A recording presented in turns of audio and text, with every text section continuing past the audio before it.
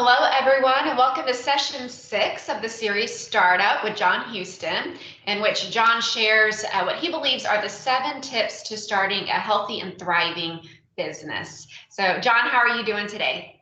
Man, I'm doing great. How about you? I'm doing awesome. I'm excited for another day and just looking forward to your next tip that you're going to share with us. John, gotten a lot of feedback from people who have been listening to the series, and we've heard that it's been inspiring and encouraging to others, and it's also just offered some practical tips for people.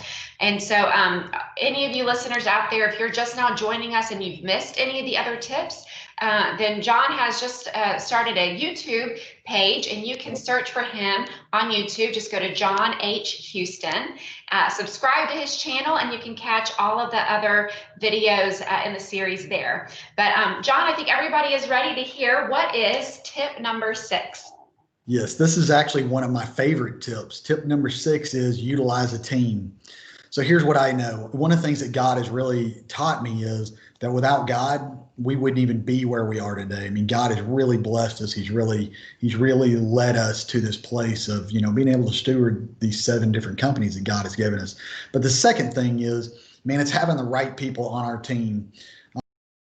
I am one of the things that I get excited about the most probably is the vision that I feel like God gives me. So I'm a huge visionary, but one of the things that I learned early on, praise God, with some wise counselors was I can have great vision, but I might not be the right person to actually execute all those things. So knowing my own limits and knowing those people that I need to come alongside me to help fulfill that vision is just huge.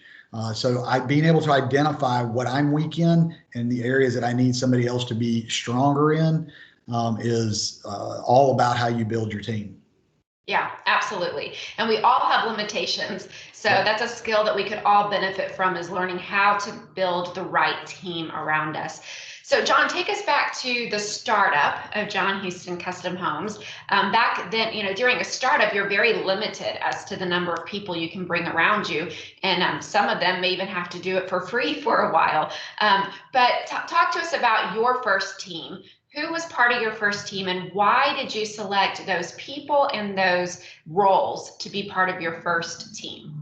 Yeah, so in a prior tip, one of the things we talked about was we talked about even building a budget, building a plan financially for the startup company. So what Tracy and I did was we actually in our budget knew we needed a couple of things. I didn't have all the experience that I needed in the home building business to actually accomplish everything that we felt like God was really laying on our heart to accomplish.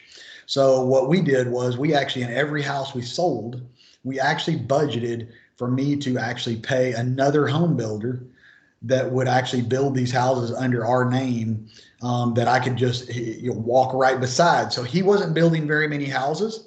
So it actually really helped him and it really helped us. And that was just huge because he had been in the business so long and didn't have any desire to grow a big business. He just wanted to be able to do a few houses here and there. So I was able to utilize his knowledge and his experience while still actually being able to sell and do the things that I needed to do to try to grow this business.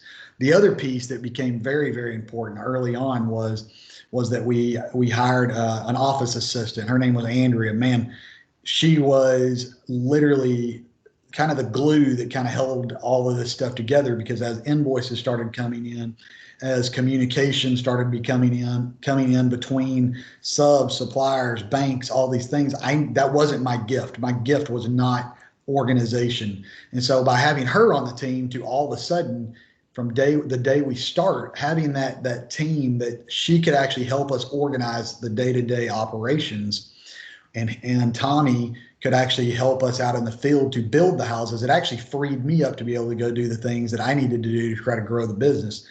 So I was able to focus on sales, but also trust them to do their pieces, and we wouldn't be where we are today without those people. Awesome. Yeah, that's fantastic just to think through. I think it's great for the entrepreneur, the one who's starting it, to be freed up to, like you said, be able to grow the business. Yep. And so, John, you've been able to do that. You've been able to grow the business. It's grown quite a bit over the last 15 years.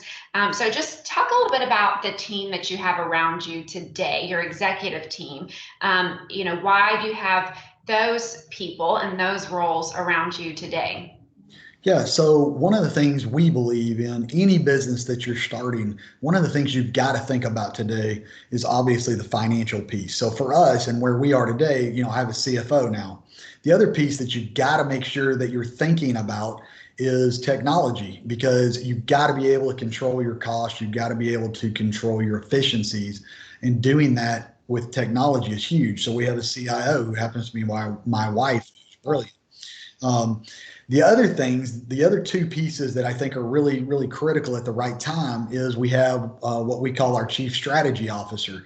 So one of the things I know about being an entrepreneur and also being a visionary is a huge vision that I just see as unlimited. Now we have to figure out how to go do it. So what our chief strategy officer does is he helps take that vision and actually put it in a plan that says, okay, how are we going to actually execute this? What's our plan this year? What do we need to accomplish this year? What do we need to accomplish next year? And so every year I work with him and our executive team to build a 3-year plan out so that we know, are we staying on track? Because here's what I can tell you is that what happens is a lot of times we can start these businesses, and then a year later, which is what happened to us, the entire market changes.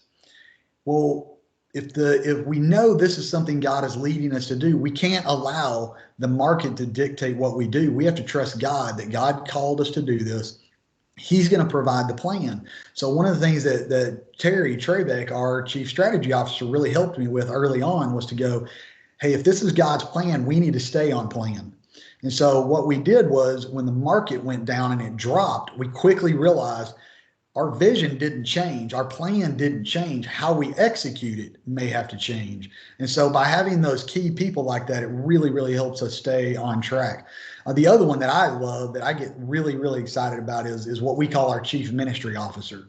Because here's what I know is, for us, we truly believe the business we're actually in, even when we have 7 different companies, all 7 of those companies are actually in the same business.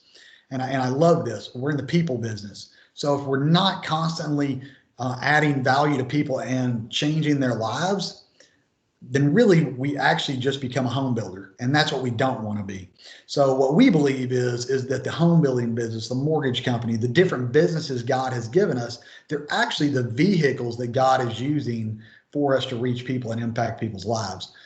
So that's what makes it fun for me. That's why I love being able to do what we do. But I wouldn't be able to do these things, wouldn't be where we are today without having a great team.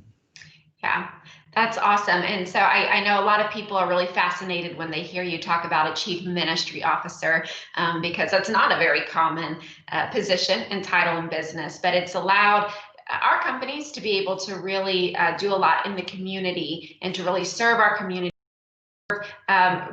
People globally and improve, like you said, improve the lives of people all over the place. So thanks for sharing all of that. Internally as well, focusing on the employees is another big piece of that. The chief ministry officer helps with that, but you also have to utilize me, the HR director, too, in a lot of that. So if you want to talk a little bit about how that blends into the picture too. Yeah, the HR director, Ani, which is your role, is huge, because one of the things that you help me the most with is the vision, the strategy, all those things. Every move we make as a company literally impacts our people. And because we're in the people business, HR becomes one of the key components to how do we actually accomplish that? How do we know that in our people, our processes, our systems, our training, that we're actually training those people up in a way that actually leads them towards where the strategy is going, but it's also adding value to their lives, so that as we grow as an organization, they grow as people. Because if they're not growing as people, we will actually cap ourselves out as a company, because the company will be outgrowing the people, and that just won't work. Yeah. Well, thank you so much, John, and thank you to all of our listeners.